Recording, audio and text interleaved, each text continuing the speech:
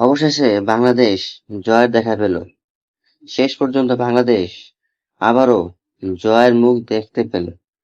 টানা ৭ ম্যাচ হারার পর বাংলাদেশ ৮ নম্বর ম্যাচে এসে আবারও জয় পেল। তবে এই জয়টা ছিল অনেক বড় একটা জয়। টানা ৭টি ম্যাচ হারার পর বাংলাদেশ যেন দিশাহারা হয়ে গিয়েছিল।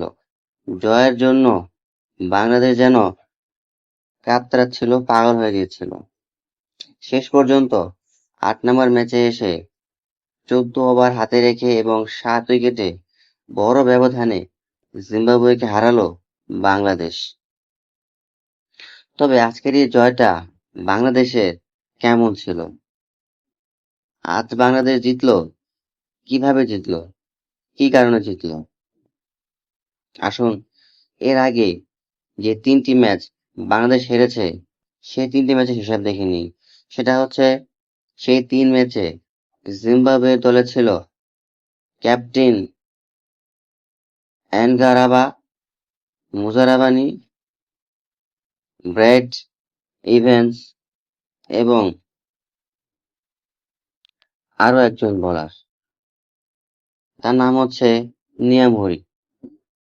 এই ৪ জন বেশ লম্বা বোলার ছিল। সবচেয়ে লম্বা এবং সবচেয়ে হাইট বেশি ছিল অ্যানকারাবা, মুজারাবানি এবং ব্র্যাড ইভেন্সও ভালো হাইটের বোলার।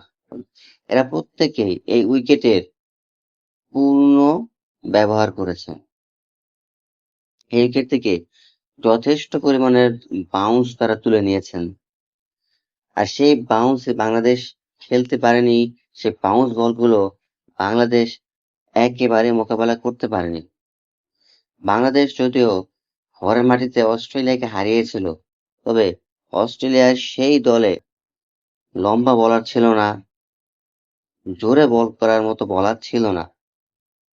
যে হাইটে বাংলাদেশ খেলতে পারে, যে হাইটে বল আসলে বাংলাদেশ খেলতে পারে, বাংলাদেশ ভালো খেলতে পারে, সেই হাইটে কিন্তু বল এসেছিল। আর সেই কারণে কিন্তু বাংলাদেশ অস্ট্রেলিয়ার মতো দলকে ওয়ানডে সিরিজ হারিয়েছিল। এটা এক প্রকার প্রমাণ হয়ে গেল যে বাংলাদেশ বাউন্স বল খেলতে পারে না, যথেষ্ট হাইটে আসা বল খেলতে পারে না এবং ভুলভাল শট খেলে, এলোমেলো শট খেলে আউট হয়ে যায়। জিম্বাবুয়ের সাথেও ঠিক সেই একই কাজ করেছে বাংলাদেশ। তবে শেষ ওয়ানডে ম্যাচটাতে এদের কোনো বলারই ছিল না, শুধুমাত্র ইভেন্স ছাড়া আর কোনো লম্বা-চওড়া বলার ছিল না যারা এই উইকেট থেকে বাউন্স আদায় করতে পারে, এই উইকেট থেকে ভালো বল করতে পারে। এমন কোনো বলার আজকের ম্যাচে ছিল না, যার কারণেই বাংলাদেশ এতটা ভালো খেলেছে, এতটা দাপটের সাথে খেলেছে। সবচেয়ে বড় কথা হলো আজকের এই ম্যাচে জিম্বাবুয়ে হারার কারণ হলো একই ব্যাটসম্যানের ৫টা ক্যাচ মিস করা। যে হাইটের বলারই ছিল আজ জিম্বাবুয়ে, তবে সে হাইটের বলারের বল খেলতে গিয়েই তানজিদ তামিম যেন দিশেহারা হয়ে গিয়েছিল। একের পর এক ৫টি ক্যাচ তুলে দিয়েছিল। তবে ভাগ্য ভালো ছিল, ৫ বারই তিনি লাইফ পেয়েছেন। ৫টি ক্যাচই ফিরে দিয়েছিল জিম্বাবুয়ের ফিল্ডাররা।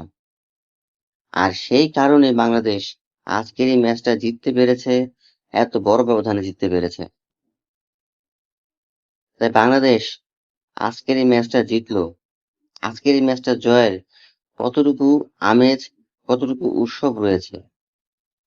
আজকের এই ম্যাচটা জেতার পরেও মনে হয় না যে বাংলাদেশ দল ভালো খেলে জিতেছে।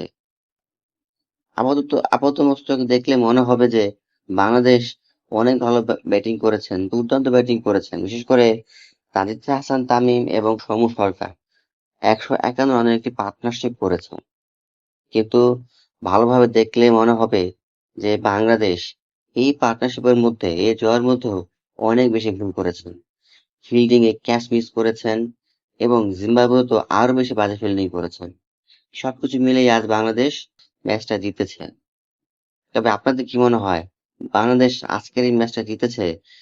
এই ম্যাচ জেতার পেছনে তাদের কতটুকু অবদান রয়েছে? তারা কতটুকু ভালো ব্যাটিং করেছেন, ভালো বোলিং করেছেন। আর জিম্বাবুয়ে আজকে কেমন ফিল্ডিং করলেন? তাদের বাজে ফিল্ডিং কারণে কি তারা হারলো আর বাংলাদেশ জিতে গেল? আপনাদের প্রত্যেকের মূল্যবান মন্তব্য মতামত কমেন্ট বক্সে কমেন্ট করে জানাবেন। ধন্যবাদ।